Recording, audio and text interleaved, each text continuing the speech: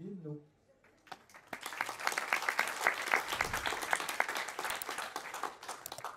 Bonjour à tous, j'espère que vous êtes bien installés.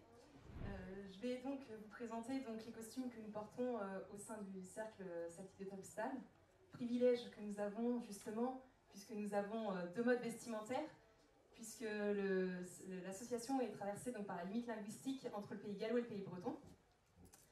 Je vais commencer par vous présenter donc, le costume des femmes du pays gallo, si mesdames veulent bien passer. Donc, le costume se compose généralement donc, de deux parties, d'une jupe qu'on appelle cotte ou cotillon, qui est composée de nombreux plis à l'arrière de la jupe, qui se termine par un grand pli plat sur le devant. Si on remonte sur le justin, donc, qui est le haut du costume, on peut constater qu'il est composé d'une bande de velours au niveau des manches et composé de nombreux plis plats aussi sur le devant et sur l'arrière de ce justin, également appelé taille.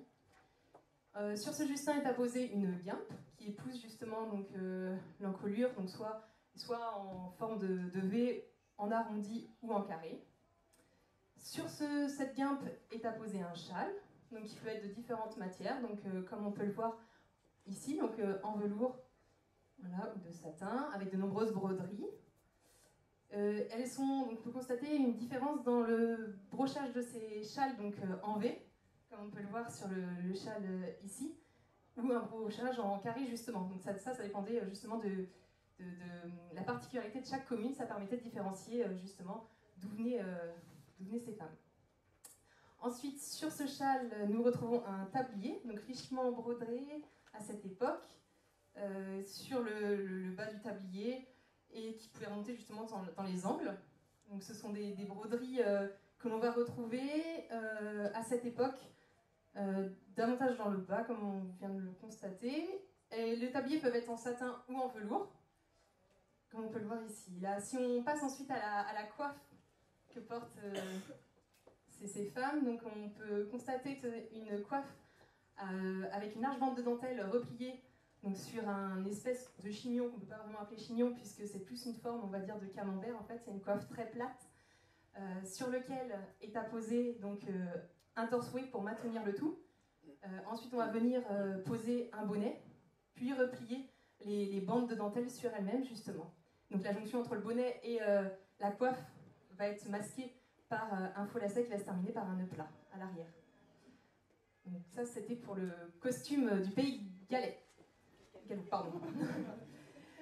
On va passer au costume dit à la mode de beau, que nous présentions aussi ici. Donc les femmes portaient à cette époque donc, une robe avec beaucoup de velours donc, sur le bas de la robe, avec de nombreux plis également, et du velours où il y a l'encolure, justement. Donc c'est une différence qu'on peut noter par rapport au costume du pays vantais, par exemple. Donc elle porte également un tablier, excusez-moi. Un tablier, donc avec un grand devantier, également richement brodé, donc sur le bas, remontant sur les côtés. La coiffe que porte Coraline aujourd'hui donc, est un capot filet qu'on peut aussi appeler queue de morue. Voilà. Donc c'est à petite maille, les mailles vont pouvoir s'agrandir au fil des années, donc avec des mailles qui vont devenir beaucoup plus larges. Donc sous le capot, il y a donc, un chignon qui est pris par-dessus par un bonnet, le tout fixé par des épingles. Si on passe au costume des hommes, voilà, donc c'est un costume 1900-1910 qu'on retrouve. Donc en bleu ici, ça va être un costume du pays gallo, davantage réservé aux meuniers, donc, puisque le drap utilisé est un drap bleu. On retrouve du velours sur le bas des manches, les poches et à l'encolure.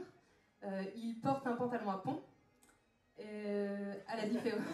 Voilà.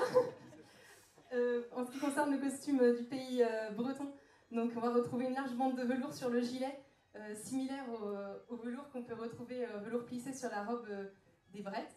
Pardon, des brettes, comme on peut l'appeler chez nous, entre nous pour se taquiner un peu, parce qu'on sait qu'il y avait une certaine rivalité entre justement les femmes du pays gallo et les femmes du pays de Beau. Voilà.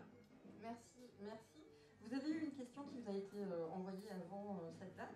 C'était, pouvez-vous nous parler parler des techniques de repassage et d'amidonnage de vos coiffes. Oui, bonjour à tous. Alors donc du coup nous on lave et on blanchit nos coiffes et nos dentelles à chaque fin de saison. C'est hyper important aussi de bien rincer les coiffes pour éviter les taches jaunes à l'amidonnage ou au repassage. On va utiliser de l'amidon de riz cuit, uniquement en cristaux, pas en poudre, qu'on va mettre dans de l'eau froide et qu'on va faire ensuite, qu'on va mettre à chauffer. Et on va le faire plus ou moins fort en fonction des pièces de dentelle qu'on voudra amidonner. Donc on va étaler toutes nos coiffes sur un linge blanc qu'on va bien mettre droit pour pouvoir... Ah oui, pardon, excusez-moi, j'ai oublié l'amidonnage. Excusez-moi. Alors donc du coup, en fonction des coiffes et des dentelles, on va soit les tremper directement dans l'amidon ou alors les badigeonner avec un pinceau. Et après, donc on va enlever le surplus d'amidon et on va les faire sécher bien droites. Et on les fait sécher au sèche-cheveux ou à l'air ambiant, tout en le décollant un petit peu pour ne pas les faire sécher trop sur le torchon. Et après, on va les repasser bien droites avec la pointe du fer pour bien écraser les dentelles pour pouvoir garder la belle forme. Donc pour les différentes coiffes que nous avons, on a différentes techniques. On va avoir, pour les coiffes galaises, on va tremper la bande de coiffe et ensuite on va la mettre à sécher vraiment bien droite. On ne fait pas du tout, on n'amidonne pas le bonnet. Pour les Belgiens, on va utiliser un pinceau, un amidon un peu plus léger. Et on a fait un petit gabarit pour bien pouvoir repasser à l'intérieur. Pour les capots de beau, on va les tremper directement et un amidon assez fort pour bien enlever après l'amidon et on va les étaler sur une tête en polystyrène. Donc on fait sécher en décollant aussi pour pas que ça soit trop dur. Et ensuite on va les replier endroit contre endroit après les avoir repassés. Et pour les cornets, du coup, on va utiliser un pinceau du haut vers le bas. Il faut détacher le petit lien qu'il y a derrière, on n'en a pas aujourd'hui. Et on a aussi créé un gabarit pour pouvoir bien le repasser. Et la petite particularité, c'est sur les guindes de galaise, il faut vraiment bien amidonner à chaque fois de la même façon parce qu'il faut qu'on enlève le tissu. Je suis désolé. Non, il n'y a pas de souci. Moi j'aurais une petite question concernant les hommes du pays gallo. Vous nous présentez un costume de meunier. Existait-il un autre costume, un autre ensemble veste-gilet? Et si oui, à quoi il ressemblait? Oui, nous avons aussi un autre costume gallo donc, qui est plutôt noir, avec les mêmes proportions, hein, et les mêmes boutons. Il y a juste la couleur du drap bleu qui change. Voilà. Voilà, c'est identique mais en noir autrement. Merci. Et le chapeau est tout noir, tandis que là il est à feutre gris. Voilà. Ok, merci. Juste pour rester sur ce critère-là, pourquoi deux couleurs différentes? Voilà, c'était une catégorie, une corporation de meuniers, hein, parce qu'on en retrouve dans le pays Vantais, on en retrouve dans le pays de Pontivy, on en retrouve un petit peu partout, hein, ce drap bleu, un surplus des services militaires hein, qui était pris pour faire ce costume. Voilà. Et moi, je voulais juste finir en disant que elles ont peut-être pas trop osé là, mais en fait, le fait d'avoir deux tenues vestimentaires nous permet également, ça c'est aussi à travers la danse, mais entre nous, c'est tout le temps plein de petites rivalités. Donc vous avez compris, elle a peut-être fait tout à l'heure les brettes. Oui, c'est pas péjoratif du tout, hein, c'est une manière à nous de nous chamailler.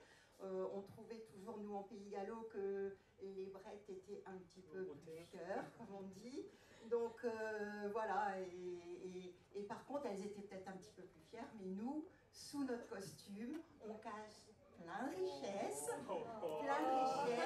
qui ne sont pas forcément vues.